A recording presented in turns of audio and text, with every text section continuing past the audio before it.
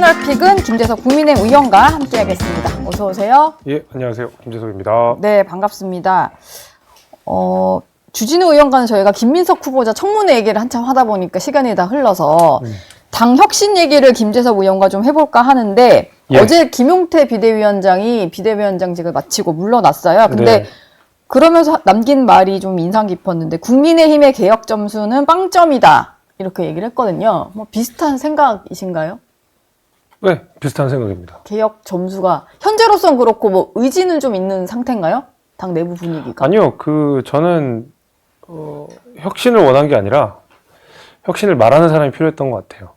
김용태 비대위원장이 내놓은 5가지 아니라고 하는 것이 예. 사실은 당연히 했어야 되는 거라고 보거든요. 물론 저는 세부적인 사항에 대해서는 약간의 물론 이견은 있습니다. 그러나 굵직굵직한 면에서 김용태 위원장이 해야 되는, 그러니까 내놓은 개혁안 중에 우리가 동의하지 못할 내용이 없거든요. 동의해야 되는 내용들이었거든요.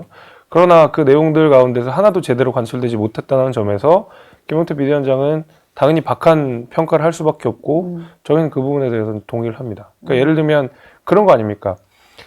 비포 선거, 애프터 선거. 예. 그러니까 선거 전과 선거 후가 무엇이 달라졌느냐가 있어야 되는데 우리가 지금 보게 되면 선거 전과 선거 후에 달라진 거는 선거 졌다. 그러니까 여당에서 야당으로 바뀐 거 말고 아무것도 없거든요.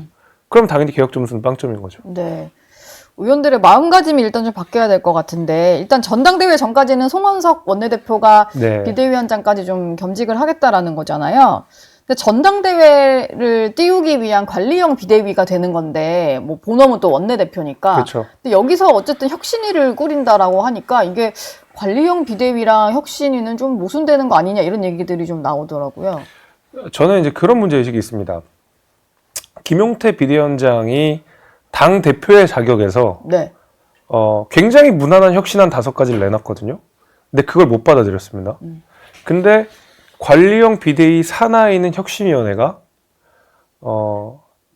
어떤 메시지를 냈을 때 과연 그걸 받아들일 수 있느냐. 그러니까 김용태라는 사람은 네. 일개 의원이 아니라 당 비대위원장이고 비대위원장은 당대표랑 같은 권한과 역할을 수행하게 되지 않습니까? 네. 근데 심지어 당대표가 내놓은 개혁안에 대해서도 동의하지 못하는 상황에서 과연 비대위 산하에 있는 혁신위에서 내놓은 안이 정말로 날카롭고 혁신의 내용을 충실하게 담고 있다면 받을 수 있었을까? 애초에 그걸 받았을 거라면 김용태 비대위원장의 혁신안을 못 받을 이유는 무엇이었을까? 라는 의문이 들 수밖에 없는 거죠. 네. 그러네요. 막 그걸 못 받을 정도면 사실 그거보다는 좀 후퇴한 안이 나올 수밖에 없는 거고. 그렇습니다.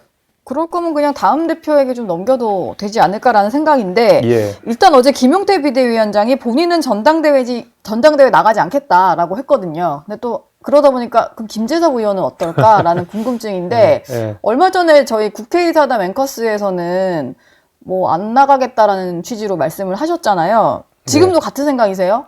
전혀 생각이 없으신가요? 같은 생각입니다. 그러니까 정치인한테 전혀라는 게 어디 있겠습니까? 예. 상황이 바뀌면 할 수도 있는 거지만 그럼에도 불구하고 저는 이제 안 나가는 것을 기본으로 하고 있고 정말 개혁할 의지와 준비가 당한테서도 됐고 저도 그에 대한 능력과 의지가 충만할 때에 나가는 것이 맞다고 보고 그리고 나서 당원분들 그다음 국민들한테 평가를 받아서 선택을 받아서 하는 것이 맞지 이렇게 글쎄요 뭐 지금 상황에서 제가 나가는 것이 의미가 있는지 역할을 할 수 있는 건지 뭐 여러 가지 고민들이 좀 있습니다. 근데 또 수도권의 의원으로서 보시기에 이대로 가면은 지방선거도 좀 위태로울 수 있고 뭐 그렇잖아요. 매우 그렇습니다. 그럼 좀 어떤 리더십이 들어서야 된다라고 보세요? 구체적으로 좀 봤을 때 뭐 이 사람이 좀 나와줬으면 좋겠다 뭐 이런 후보군들이 좀 있을까요? 글쎄요 지금 근데 하마평에 오르시는 분들은 다 흘러간 옛 노래 같은 분들이라 네. 대선 경선 뛰셨던 분들. 그렇죠. 이제 그거는 저는 글쎄요 맞진 않는 것 같고 네. 이게 이제 소위 말해서 이재명 모델의 그 역설인 건데 네. 과거에 이재명 대통령의 그 선거에서 떨어진 이후에 다시 당대표로 권력을 잡고 네.